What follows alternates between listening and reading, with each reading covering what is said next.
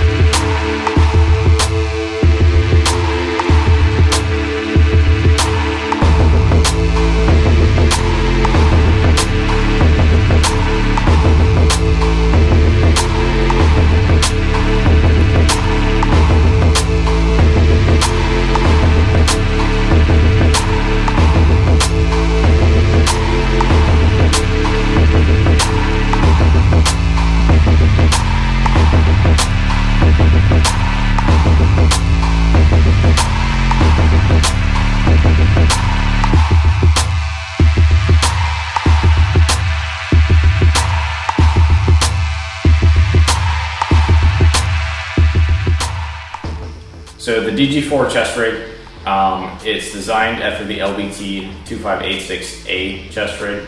That chest rig has seen use in multiple US SOCOM units. It's a great plate, or not plate carrier. It's a great chest rig in my opinion. It's really lightweight, minimalistic, and just kind of everything you need and don't, with a couple pros and cons here and there. So let's get right into it. So the actual chest rig itself, it's very minimalistic. You have molle across the entire front. In the middle of the chest rig, you have a built-in quad M4 AR-15 mag pouch.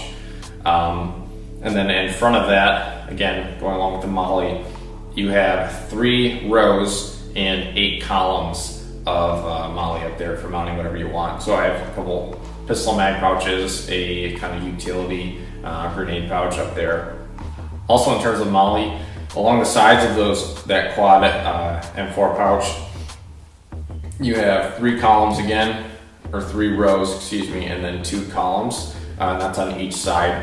That's kind of my biggest complaint about the chest rig, and that's not Semapo's fault. That's more kind of the design of the actual chest rig itself. But because there's only 2 columns instead of 3, you really can't mount a whole lot of types of utility pouches. There's a couple kind of vertical styles you could mount, but kind of your standard like 5x5 or kind of that style of general purpose pouch, you can't mount because you'd be lacking a row or a column of molle. So moving on, behind the quad M4 pouch, similar to a lot of other chest rigs like the LBT 1961 series and other chest rigs that they offer, you have kind of a Velcro flapped admin pouch along the back here. In there you can store papers, maps, intel, whatever you may need for whatever op or mission you're going to be on. Currently in here I have kind of a backup or like a sidearm gun. I use this rig as kind of my get home rig. I actually load this thing up with real magazines, not airsoft, that kind of stuff. And I keep it in my truck.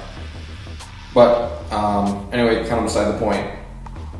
So yeah, in that admin pouch, you have lots of lots of elastic dividers. So again, you can put in pens, notepads, things like that, whatever you want in there. So going back to the quad M4 pouch, one thing I really like about this and what Semapo did, and I'm honestly not sure if it's what LBT does, but inside the actual mag pouches, Semapo lined it with Hypalon, and that's really cool because it's going to give a lot more durability to the actual mag pouches, which are probably going to see the most use in terms of things going in and out of them. So I really like that. As you can see here, the mags are also retained. Besides the Hypalon, they're also retained by your kind of bungee or shock cord with matching pull tabs. So for the harness system, the 2586A or the DG4 chest rig, it uses the H harness style. So what that is, I'll turn around here in a second, I'll show you. But instead of kind of your X design, that some of the older chest rigs utilized. This has an H harness, so basically it's two straps going along your back, and then there's a horizontal strap that kind of connects those two. What that does is it distributes the weight a little bit better on your shoulders. The X harnesses, they would also tend to, with use and over time, your load, because it would be kind of pulling down on you, it would actually squeeze the straps into your neck, whereas the H harness doesn't do that. So then also along the back, on the bottom, you have a kind of a horizontal strap or buckle system, and that also holds the chest rig closer to your body. So Semapo, one of the nice things about this chest rig is that they leave you a lot of room for adjustability.